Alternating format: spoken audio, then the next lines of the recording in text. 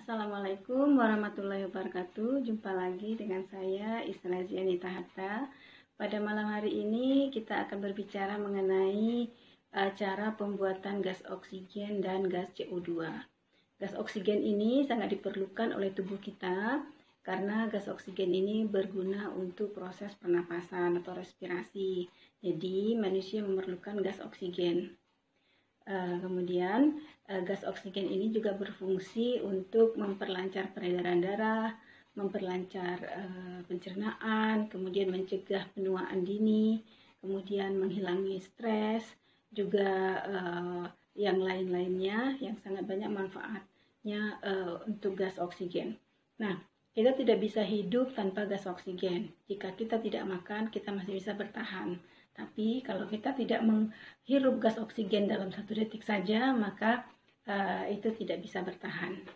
Oke, pada malam hari ini kita akan mencoba membuat gas oksigen secara kimia. Adapun langkah-langkah yang kita gunakan, yang pertama alat dan bahan kita gunakan adalah hidrogen peroksida yang kadarnya 3%. Ya, H2O2 3%. Kemudian yang kita gunakan lagi ini PK atau kalium permanganat. Ini fungsinya untuk obat kudis, ya, obat luka, ada dijual di apotik. Kalau yang tadi yang hidrogen peroksida ini gunanya untuk antiseptik.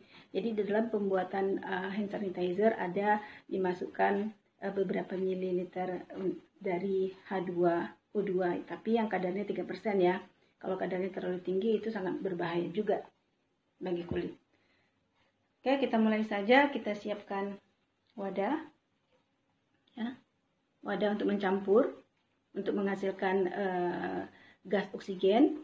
Jadi kita ambil tadi hidrogen peroksida, H2O2, kita masukkan ke dalam gelas. Ya, kira-kira saja. Kemudian untuk melihat reaksi eksoterm atau endoterm, maka kita harus mengukurnya. Ya, kita lihat dulu suhu awalnya berapa.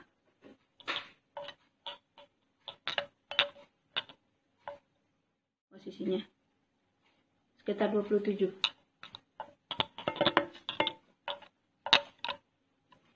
Nah, ini dia. 27. Oke, ini 27. Nah, ini 27. Ingat ya, 27. Kemudian sebelum kita campurkan dengan PK, maka kita akan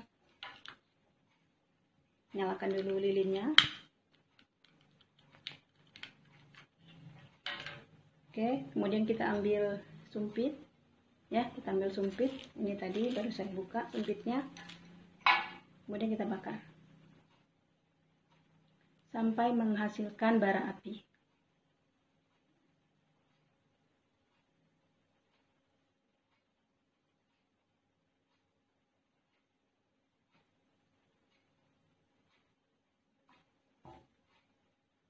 Ini sampai menghasilkan bara api. Oke ya. Ini kita pindahkan lilinnya. Kita pindahkan lilinnya. Kemudian kita ambil PK tadi. Kita tambahkan sedikit saja. Kira-kira seperti ini. Masukkan. Maka akan terjadi reaksi. Dia diaduk. Kemudian kita ukur suhunya. Tadi 27, kita ukur suhunya sekarang berapa?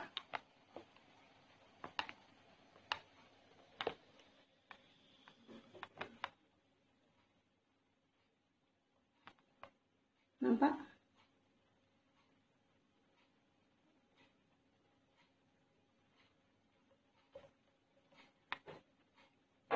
Oke, suhunya sudah di sini. Ini, sudah 40 suhunya. Jadi di sini terjadi kenaikan suhu, maka terjadi reaksi eksoterm. Oke, sekarang kita ingin mencelupkan bara apinya. Ya. Karena ada gas oksigen itu memicu api. ya, proses reaksi pembakaran. Ini bara api, kemudian kita celupkan, maka akan menimbulkan api. Selama masih ada gas oksigen di dalam, maka bara api ini akan nyala.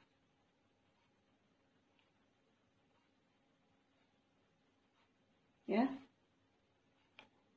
Oke. Nah, di sini yang keluar ini adalah gas oksigen.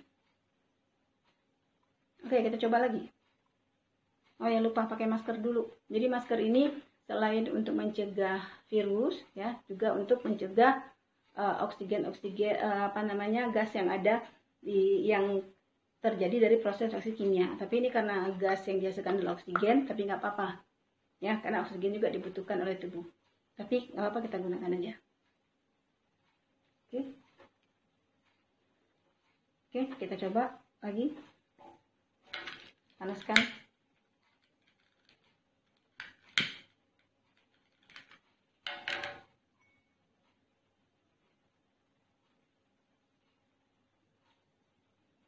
Ya, kita panaskan, kemudian kita tambahkan lagi di sini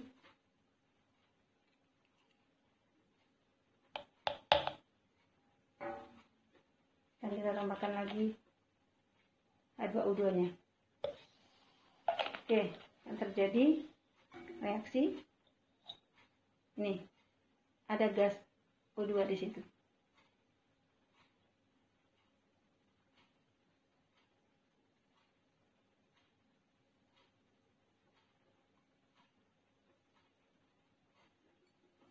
Ya, jadi seperti itu ya caranya.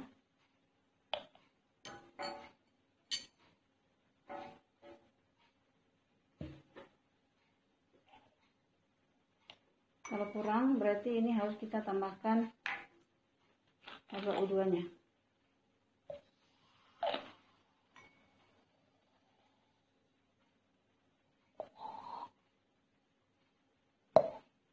Oke, kita terjadi letupan.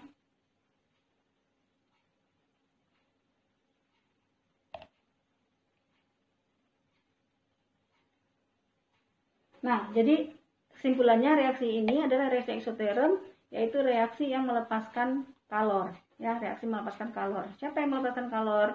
Ya, sistem melepaskan kalor ke lingkungan. Jadi, tadi ini bara api ketika dicelupkan akan menimbulkan api. Jadi, ini sumber api atau sumber panas ketika ketemu dengan oksigen maka dia akan nyala. Oke, kita akan lanjutkan. Kita akan membuat gas CO2. Gas CO2 ini dibutuhkan oleh tumbuhan untuk melakukan reaksi fotosintesis, dan gas CO2 ini selain bisa kita buat juga bisa dihasilkan dari pembuatan tape, juga akan menghasilkan CO2, dan juga bisa dari proses pernapasan. Dalam proses pernapasan kita memerlukan O2 dan mengeluarkan CO2. Ya, kalau kita keluarkan gas seperti itu, ya. Kalau udara dingin itu nampak keluar gasnya, nampak. Nah, itu berarti ada gas CO2. Oke? Nah, jadi kalau kalian lagi berkumpul ramai-ramai, jangan pada banyak-banyak ngomong. Kalau banyak-banyak ngomong dia akan mengeluarkan gas CO2 sehingga mengakibatkan udara menjadi semakin panas, ya. Oke, kita akan melanjutkan buat gas CO2 dengan cara melarutkan asam cuka dengan soda kue. Ini ada asam cuka, ya, kita tambahkan lagi. Kemudian kita tambahkan soda kue. Oke, kita dekatkan dengan titik api.